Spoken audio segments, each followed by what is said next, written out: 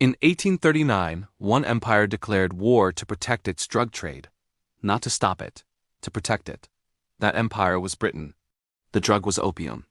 The victim was China, the largest economy on earth. Today you'll learn how tea addiction started a war. You'll see how silver shortage created a drug empire. You'll watch a nation try to save its people. And get punished for it with cannons and warships. You'll learn why Hong Kong became British territory. Not through trade. Through a war over narcotics. This isn't some obscure footnote in history books. This is the origin story of modern globalization itself. Stick around, because by the end of this video, you'll never see the British Empire the same way. You'll understand why China calls this the century of humiliation. You'll learn how one plant reshaped the entire world. Every fact here comes from real historical records. Court documents, parliamentary debates, ship manifests, the works. This isn't some sanitized textbook version of events. This is the messy, brutal, undeniable truth.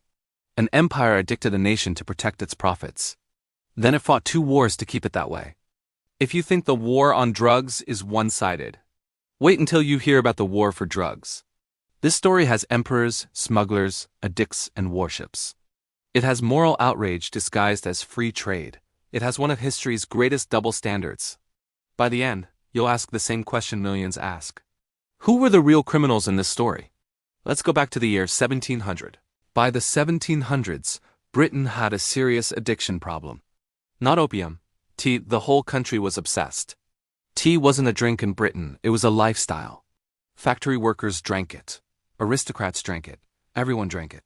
By 1800, Britain imported over 20 million pounds of tea yearly. All of it came from one place, Qing Dynasty China. China was the only major tea producer in the world. Britain had zero leverage. China had all the cards. Here's the twist nobody tells you about this trade. China didn't want anything Britain was selling in return. British wool, clocks, and manufactured goods? China said no thanks. The Qing emperor believed China was self-sufficient in everything. He famously told British envoys China needed nothing from them. So how do you pay for tea if they want nothing? The answer was brutal and simple. Pure silver. Only silver. Not goods. Not favors. Just silver bullion. This wasn't a small transaction. This was national economics.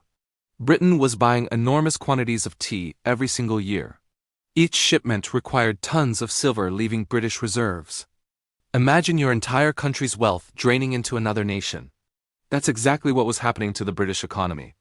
China, meanwhile, was becoming incredibly wealthy off British silver. Some historians call Qing China the silver sink of the world. Half the world's silver eventually ended up in Chinese vaults. Britain's East India Company watched its profits evaporate yearly. They needed tea. Tea needed silver. Silver was running out. This wasn't just a trade problem. It was existential.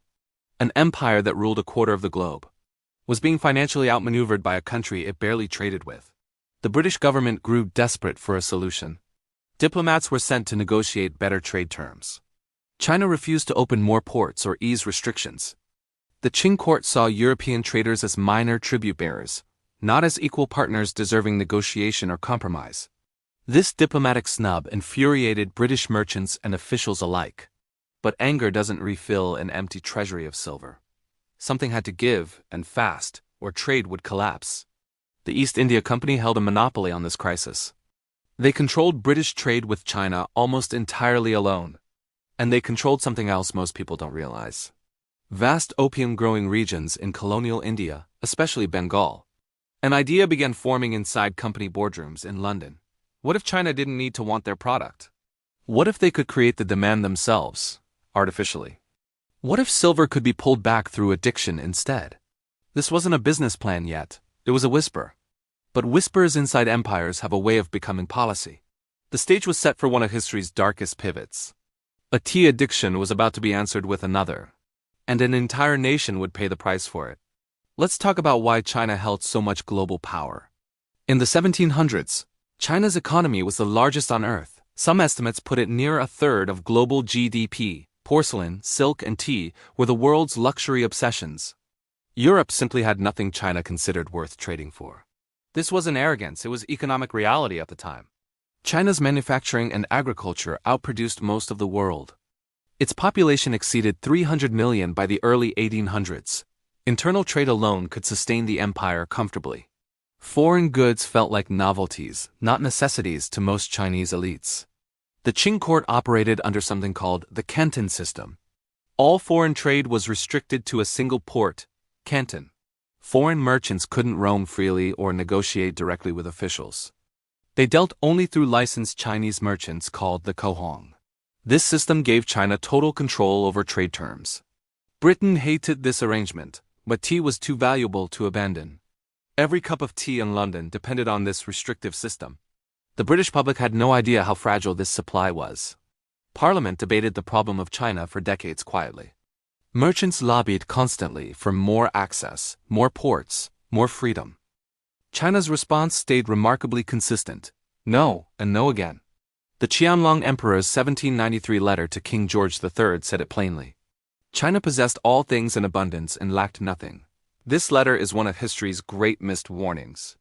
It told Britain exactly why the old trade model would break. Britain wasn't just chasing tea anymore by this point.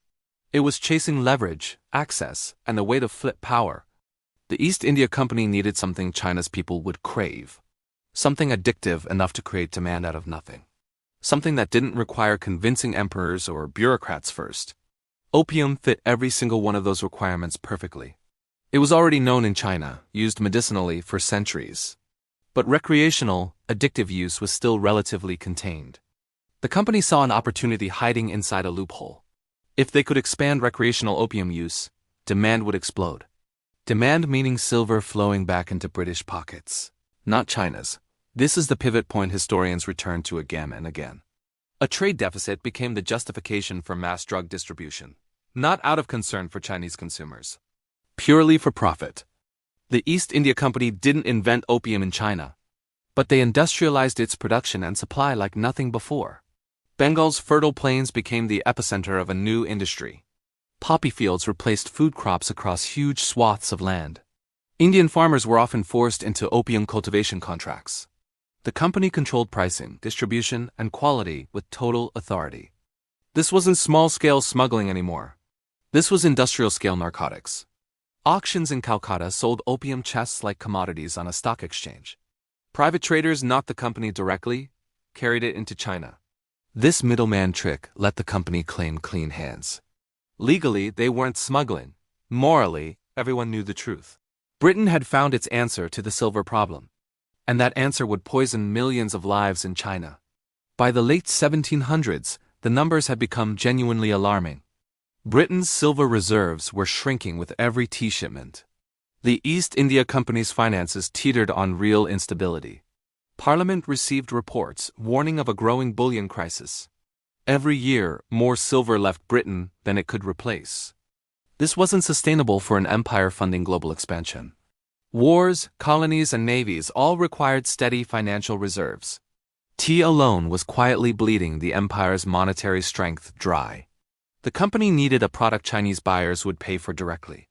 Something that didn't rely on emperors approving new trade terms. Opium checked every box the company desperately needed filled. It was addictive, in demand, and could bypass official channels. By the 1770s, opium shipments to China began quietly rising. What started as modest quantities grew year over year steadily. The company technically banned direct opium sales under its own name. But it auctioned opium to private traders who did the rest. These traders, often called country traders, smuggled it into China. They sold it along the coast, away from official ports. Silver from these opium sales flowed back to British hands. That silver then paid for the tea China demanded in return. It was an elegant, horrifying solution to Britain's trade deficit. China's silver essentially bought China's own addiction crisis, unknowingly. By 1830, opium imports into China had grown enormously. Estimates suggest well over 1,000 tons entered annually by then. The trade balance that once favored China had completely flipped. Silver now flowed out of China at alarming, unprecedented rates. Qing officials began noticing the drain almost immediately in taxes. Silver shortages caused real economic pain across Chinese provinces. Local currencies devalued as silver became scarce and expensive. Farmers struggled to pay taxes demanded in silver equivalents. The very metal China once hoarded was vanishing from circulation. This economic damage ran parallel to a public health disaster. Addiction rates climbed in coastal cities, then spread inland. Officials, soldiers, and even palace staff weren't immune to it. Reports reached the emperor describing entire towns crippled by addiction. Government efficiency suffered as officials succumbed to opium dependency. Military readiness weakened as soldiers grew addicted in large numbers. This wasn't a hidden problem confined to back alleys anymore. It was a national crisis threatening the empire's core stability. The Qing court finally had undeniable proof of the damage. Both economic collapse and human suffering pointed to one cause: British opium smuggled in with quiet, deliberate persistence for decades. What began as Britain solving its own trade problem alone had become an existential threat to an entire foreign nation. The empire that once refused all foreign goods now depended on one, except this dependency wasn't chosen. It was manufactured, deliberately, by outsiders. China's silver crisis was Britain's silver solution and nothing else. One empire's economic fix became another empire's slow poisoning. This imbalance couldn't stay hidden from the Chinese court forever. And when it surfaced, the response would shock the world. By the early 1800s, this had become a full industry. Not smuggling on the side, a structured global supply chain. It started in the poppy fields of Bengal, India. The East India Company controlled cultivation with near-total authority. Farmers were pressured, sometimes forced, into growing poppies over food. Entire regions shifted their agriculture toward this single addictive crop. The company ran processing factories to refine raw opium sap. Gazipur and Patna became centers of mass opium production. Workers formed the raw opium into balls, wrapped in poppy petals, then packed them into wooden chests for transport and sale. Each chest held roughly 140 pounds of processed opium product. These chests were auctioned publicly in Calcutta to private bidders. The company never touched China-bound ships or ports directly itself. This legal distance was intentional, a shield against direct blame. Private country traders bought the chests and shipped them onward. Fast, heavily armed clipper ships carried opium toward the Chinese coast.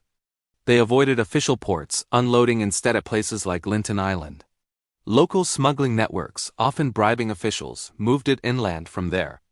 This created an entire underground economy tied to a foreign narcotic. By the 1830s, over 30,000 chests were reaching China every year. That's roughly 4 million pounds of opium annually, and rising. Historians estimate millions of Chinese users by this point in time. Some scholars suggest as many as 10 million regular users nationwide. Addiction spread from coastal elites to soldiers, officials, and laborers. The profits were staggering, funding significant portions of British colonial administration. Opium revenue helped finance the East India Company's operations in India.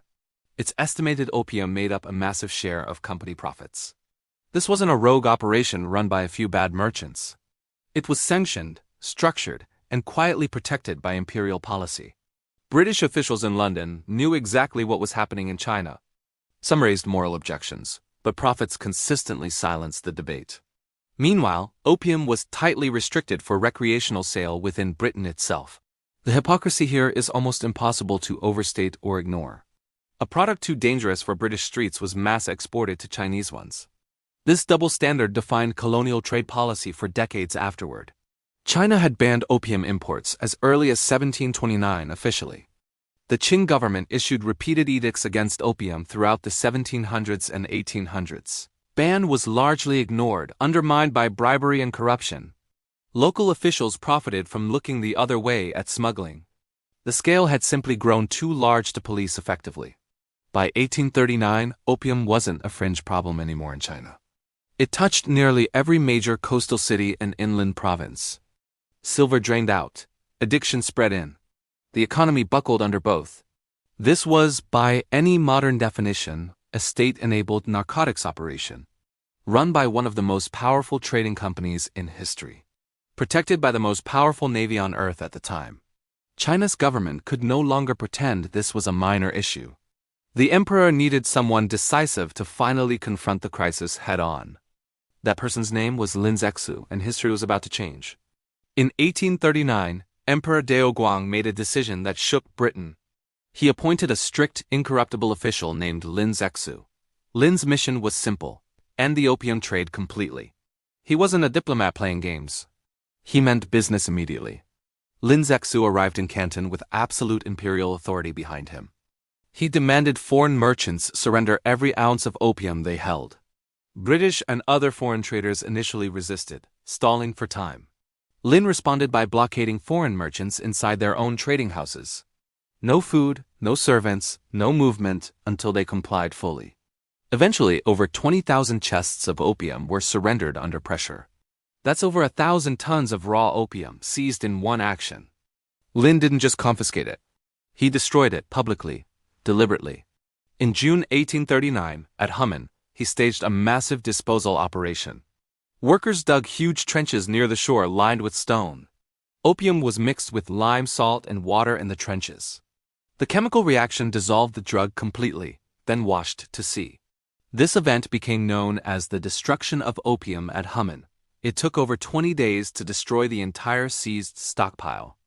Lin Zexu even wrote a prayer apologizing to the sea spirits for polluting their waters with something so destructive to humanity. This wasn't reckless destruction.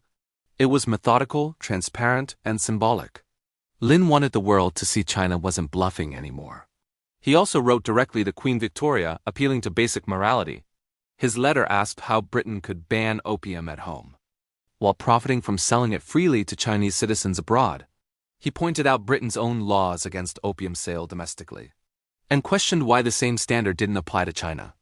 This letter, remarkably, may never have reached the Queen directly, but it survives today as one of history's sharpest moral rebukes. Lin Zexu wasn't acting like a villain in this story. He was defending public health, economic stability, and national sovereignty. China had banned opium for over a century by this point. Lin was simply enforcing a law Britain had been openly violating. British merchants, however, saw this very differently and reported it home. They framed the seizure as an attack on legitimate free trade. Lost property, lost profits, and national honor became the talking points. Notice what's missing from that framing. Any mention of addiction. Any mention of millions of Chinese lives damaged by the trade. The British government back home received a very selective version of events. Merchants lobbied hard, framing this as an issue of trade rights, not as a nation defending itself against a foreign drug epidemic. Lord Palmerston, Britain's Foreign Secretary, took the merchants' complaints seriously. Pressure mounted in Parliament to respond forcefully to the insult. China had just done something almost unthinkable in this story. It said no to the most powerful empire on earth decisively. And more importantly, it backed that no with real action. For once, the machine that fed on Chinese silver was stopped. The next chapter of this story wouldn't be about diplomacy anymore. It would be about warships, cannons, and a fleet crossing oceans. Britain wasn't going to accept no as a final answer. News of the Humen destruction reached London by early 1840. British merchants demanded compensation and military retaliation loudly and immediately. Parliament debated the issue in one of history's closest votes. The vote to go to war passed by a narrow margin, just 271 to 262, a difference of only 9 votes. 9 votes decided whether Britain would fight over a drug trade. Critics in Parliament, including a young William Gladstone, opposed the war fiercely. Gladstone called it unjust and said Britain's flag protected an infamous trade. His words didn't stop the war, but they exposed the hypocrisy publicly. By June 1840, a British fleet arrived off the Chinese coast. Over 40 ships, thousands of troops, and modern weaponry sailed in. This wasn't a punitive raid. This was a full military campaign. China's forces were vast in number but hopelessly outdated in technology. Qing soldiers often carried matchlock muskets and traditional bladed weapons. British forces carried modern rifles, explosive shells, and steam-powered warships. The gap in military technology proved absolutely decisive throughout the conflict. British ships like the Nemesis could sail against wind and tide. Chinese coastal defenses, built for older threats, crumbled under bombardment. Fort after fort along the coast fell within days of engagement. Canton, Ningbo, Shanghai, and eventually Nanjing came under British pressure. Chinese casualties dwarfed British losses in nearly every single battle. This wasn't a fair fight by any reasonable military standard. It was industrial power crushing a pre-industrial defense system entirely. By 1842, the Qing court had no realistic path to victory. Continued resistance meant continued devastation across Chinese coastal cities. The emperor was forced to accept negotiations on British terms. These negotiations produced the Treaty of Nanking, signed August 1842. This was the first of what China later called unequal treaties. Kong Island was ceded to Britain, permanently, under the treaty. 5 ports were forced open to British trade and residence. Canton, Amoy, Fuzhou, Ningpo, and Shanghai all became treaty ports. China was forced to pay a massive indemnity in silver to Britain. 21 million silver dollars, covering war costs and destroyed opium. Read that again. China paid Britain for opium it had every right to destroy. The nation defending itself against smuggling paid the smugglers' expenses instead. British subjects in China also gained extraterritorial legal protections, meaning they couldn't be tried under Chinese law for crimes committed there. Notice what the treaty never actually addressed: the opium trade itself. It wasn't banned, it wasn't restricted. It simply continued, legally protected now. Britain hadn't just won a war. It had legalized its drug trade by force. China's sovereignty had been overridden to preserve a foreign narcotics pipeline. This is the twist that makes this story so hard to accept. An empire fought and won a war explicitly protecting mass drug trafficking. Not liberation, not diplomacy. Just raw military force applied for profit. And this wouldn't be the last time this exact scenario repeated. Let's sit with what actually happened here for a moment. An empire that banned opium at home fought to sell it abroad. A nation trying to protect its citizens was punished militarily instead. The aggressor in this story destroyed a dangerous, illegal product. The victim in this story was the one selling that product. History books rarely frame it quite this bluntly, but the facts hold. This wasn't Britain defending free trade in any honest sense. It was Britain defending its right to addict a foreign population, and it worked. Hong Kong stayed British for over 150 years. The treaty ports reshaped Chinese trade and sovereignty for generations. But here's the part most people never learn in school. Britain didn't stop after the First Opium War ended in 1842. Opium imports into China actually increased significantly after the treaty. By the 1850s, addiction rates had climbed even higher than before. China tried again to restrict foreign influence and trade abuses. In 1856, a minor incident involving a ship called the Arrow occurred. Britain, joined this time by France, used it as justification for war. This became known as the Second Opium War, lasting until 1860. Once again, superior military technology crushed Qing resistance decisively. British and French forces even burned the old Summer Palace in Beijing. One of the most devastating cultural losses in Chinese history occurred here. The resulting Convention of Peking forced even harsher terms onto China. Opium was finally formally legalized for import under this new treaty. Britain had gone from smuggling opium to legally mandating its acceptance. 2 wars fought decades apart over the same fundamental issue: not tea, not trade rights. The right to sell narcotics unopposed. China's period following these wars is called the Century of Humiliation. It lasted roughly from 1839 until the mid-20th century, by most accounts. These wars marked the beginning of foreign powers carving up China. Other nations soon demanded their own treaty ports and concessions too. What started as a silver problem for Britain reshaped global power balances. Millions of Chinese lives were affected by addiction across generations. Economic damage from silver drain weakened the Qing dynasty permanently. Some historians directly link this era to the dynasty's eventual collapse. Ask yourself this question honestly, without historical distance softening it. If any modern nation forced narcotics onto another by military force, what would the world call that nation today, without hesitation? History often launders these actions with terms like trade disputes. The raw facts describe something far darker than simple commerce. An empire manufactured addiction, profited from it, then went to war to protect it. This isn't a story about villains in old costumes and powdered wigs. It's a story about how power justifies almost anything, given enough profit. The British Empire didn't see itself as a drug cartel. It saw itself as a civilizing, trading, modernizing global force. Yet by any modern definition, that's exactly what this operation was. History rarely repeats exactly, but its patterns echo louder than we admit. Powerful nations still justify harmful actions using the language of trade and order. The Opium Wars remain one of history's clearest examples of that pattern. And that's the real reason this story still matters today. So let's bring this back to the question we started with. Who were the real criminals in the Opium Wars story? The nation that destroyed an illegal, addictive product within its own borders? Or the empire that went to war to keep selling it? History wrote this story from the winner's perspective for over a century. Textbooks called it opening China to trade for a long time. What it actually opened was a wound that took generations to heal. Hong Kong wasn't returned to China until 1997, over 150 years later. That single handover traces directly back to this one conflict.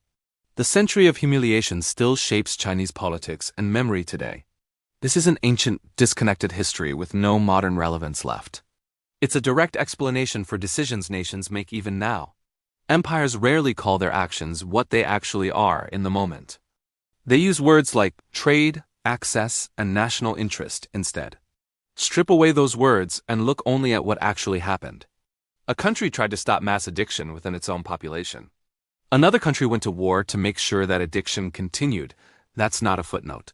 That's one of history's darkest double standards. If this story surprised you, you're not alone in that reaction. Most people never learn this version in school. Ever. This is why understanding real history matters more than comfortable versions. Because the patterns behind these events didn't disappear after 1860. Power still finds ways to justify harm when profit is high enough. If you found this eye-opening, that's exactly the point of this channel. We dig into the history textbooks leave out or soften deliberately. Subscribe if you want more stories like this one uncovered fully. Drop a comment. Did you know this history before today? Which part shocked you the most? The war or the reparations? There's more to this story we haven't even covered yet. Follow along because the empire's story didn't end in 1860.